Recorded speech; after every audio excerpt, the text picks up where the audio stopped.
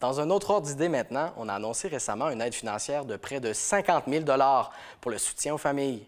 C'est une aide qui est destinée à 7 municipalités ainsi qu'à une municipalité régionale de Contrée, de la circonscription de Charlevoix-Côte-de-Beaupré. C'est la députée Caroline Simard qui en a fait l'annonce au nom du ministre de l'Éducation, du Loisir et du Sport, Sébastien Proulx.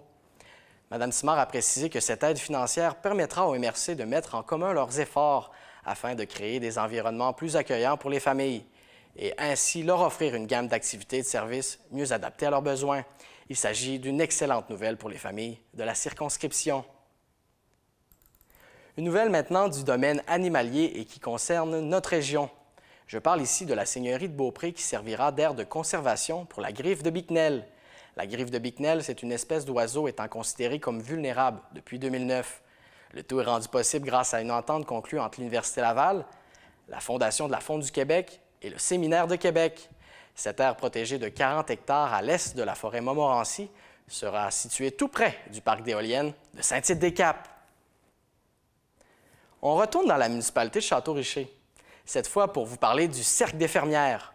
En effet, un vent de renouveau souffle actuellement sur l'organisme qui fête son 75e anniversaire d'existence en 2017.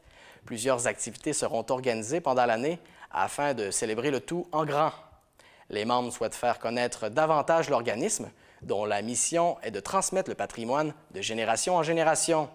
Et du même coup, elles souhaitent inviter les femmes qui désirent se joindre au mouvement, parce qu'il faut de la relève et le temps est venu de la préparer. Le Cercle de fermières, en 2017, a 75 ans.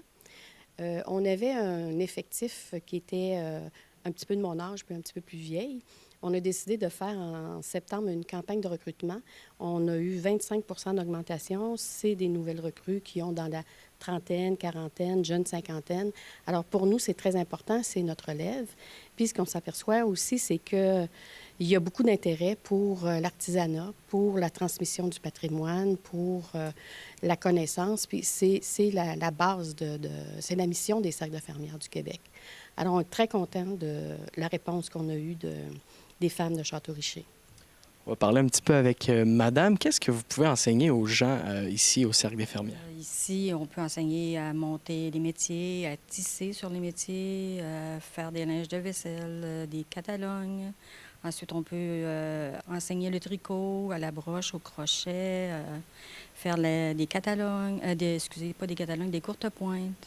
Alors, il y a beaucoup de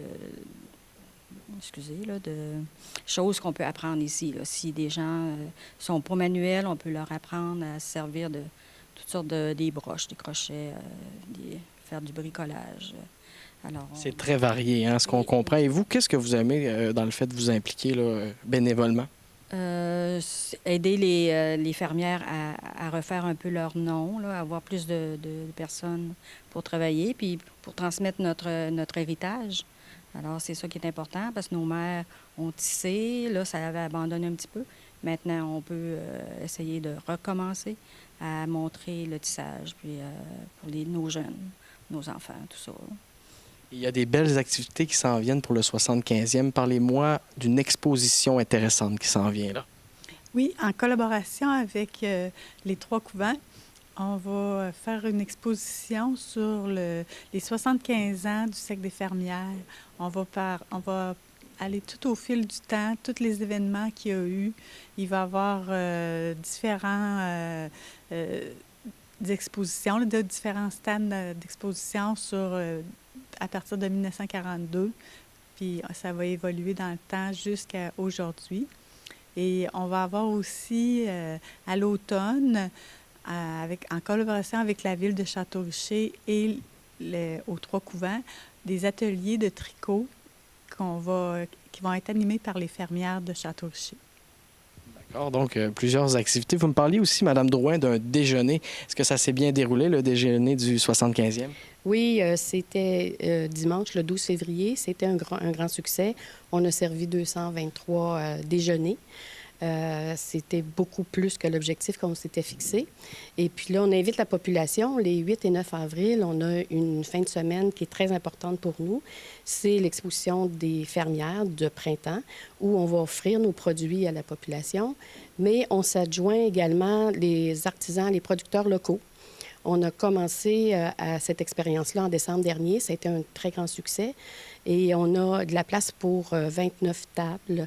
Alors, les artisans de la Côte-de-Beaupré qui veulent se joindre à nous, vous avez juste à communiquer avec Monique au 824 4924. Et ça va nous faire plaisir de vous réserver des tables. Mais dépêchez-vous parce qu'on a déjà la moitié de réservés.